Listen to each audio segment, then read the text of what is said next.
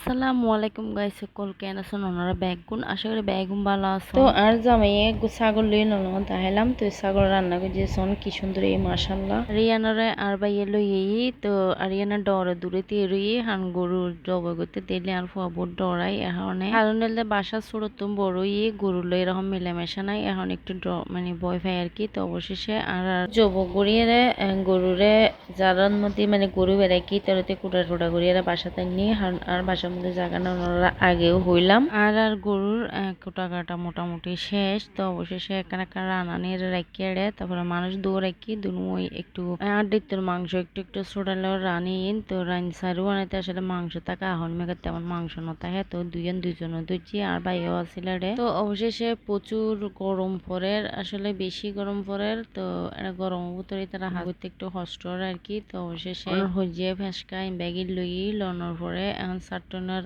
রান্নার মাংস চড়াই আর লই আইবো ফাতিয়ার মাংস। তো এই তো ফাতিয়ার মাংস ফাটাইয়ে প্রায় 20 কিলোর মতো হবো। অবশ্য মাফিয়ারা ফাটাই আর তার গরদ ন মাফি তো একটু বড় বড় দিয়ে আর একটু ছোট ছোট করি আর ফাতিয়ার মাংস রান্না করছি বেশি ছোড়ানো নিয়ম আর কি। যেহেতু মেহমানের দিম আত্মীয় স্বজনের দিম এ কারণে আর কুড়িয়ে দুনু বনে পরিষ্কার করে লইয়ারে ফাতিয়ার মাংস ফাত দিম। তো এই তো আর মাংস প্রায় শেষের দিকে আমার বোনের হইতে একটু দুই ফেলাইতাম যেহেতু আমরা সকালে উঠিয়ে ব্যাগে রেডি করে রাখি শুধু মাংস বয় দিই আর হনো হাম না। আসলে কোরবানের দিন তেমন হনো হাস নথাকে আগর দিন ব্যাগ হাস কমপ্লিট করে ফেলাই আরা আর যেহেতু কারণে বেশি কষ্ট দিয়ে কারণে একটু সকাল উঠিয়ে নাতে একটু হাস গরম ফুজি তারপর আলহামদুলিল্লাহ গোসল কাসল করি মাংস এবার আগে আর ব্যাগিন রেডি করে ফেলাই নামাজ সালাম ফুরিয়ে মাংস দিয়ে একটু পানির জড়া দিই পানির জড়া দেওয়ার পরে এবারে ডেক্সি লই লওয়ার পরে ব্যাগিন কমপ্লিট লইরে সুন্দর করে মশলা দিয়ে মাকে ফেলাই। তো আগের ভিডিও শেয়ার করছি কি দিই নদী তো আজি এতটুক দেখাইতো ন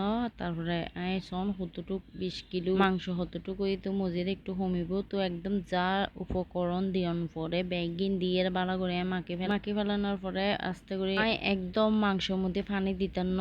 তো এতুন পানি জিম বাইরে ইন দিয়ে মইবু আর তার কোনো জল দেওয়ানোর প্রয়োজন হইতো না। তো লাস্টে একটু হস বলাই ঘি দেওয়ানোর পরে আবার ভালো করে মাকে ফেলানোর পরে তো এরাই সোয়াবিন তেল দিতাম হয়ে আবার আর ভালো তেল দিয়ে এক ফা দি ফেলাই ফুরোই বোতল তারপরে আবারও প্রায় এক ফার মতো বালা তেল দিয়ে যেহেতু গরুর মধ্যে একটু চর্বি হয় গরুর মধ্যে চর্বি না তাহলে আসলে মাংসই একদম একটু মজা সময় এখন তেল বেশ করে দিই 20 কেজি মাংসের মধ্যে যতটুকু তেল দিয়ার পরে অতটুকু দিয়ে আর কি। আর বহুত কি কমেন্টও তাই হৌ আরে মানে তেল দিয়ে এন না তেন না অত রকম অবশেষে ভালো করে একদম মাখি ফেলাই সুন্দর করে আসলে মাখন হইতে আসলে মাংস রান্নার মজা। তো প্রসেসিং যতই ভালো করতে পারবেন অতই ভালো মজাবো। তো অবশেষে বালা গড়িয়ারে আর দুই বোনে মিলি সুন্দর করে দড়িয়ারে তুলে দিয়ে কারণ 20 কেজি মাংস আর একজনের আলগানো সম্ভব নয়। আর বোন দুজনে মিলিয়ে চুলত তুলি দিয়ানোর পরে আসলে বাইরে রান্না নগরিয়ে ঘরতে রান্না করে ফেলে কারণ বাজি বাইরেটা রান্না করা নিয়ে জামিলে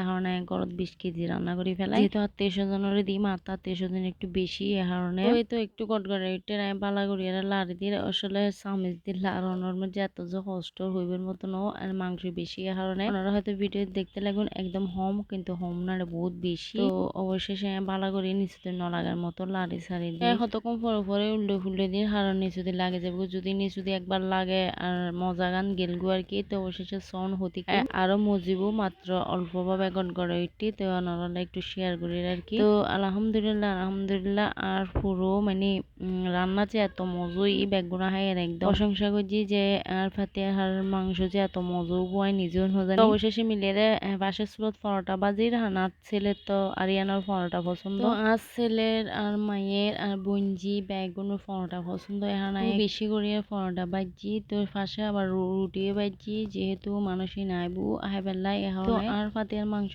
সম্পূর্ণ রেডি কেন অবশ্যই কমেন্টে জানাবেন আর অবশ্যই কমেন্ট করতে না বলবেন লাইক কমেন্ট শেয়ার অবশ্যই দিবেন। আর ভিডিও দেখবেন বানত কি করিলাম নগরিলাম ভিডিও নলা শেয়ার করছি ভালো লাগে তাইলে অবশ্যই লাইক কমেন্ট শেয়ার দিবেন সাথে থাকবেন টাটা বাবা আল্লাহ হাফেজ।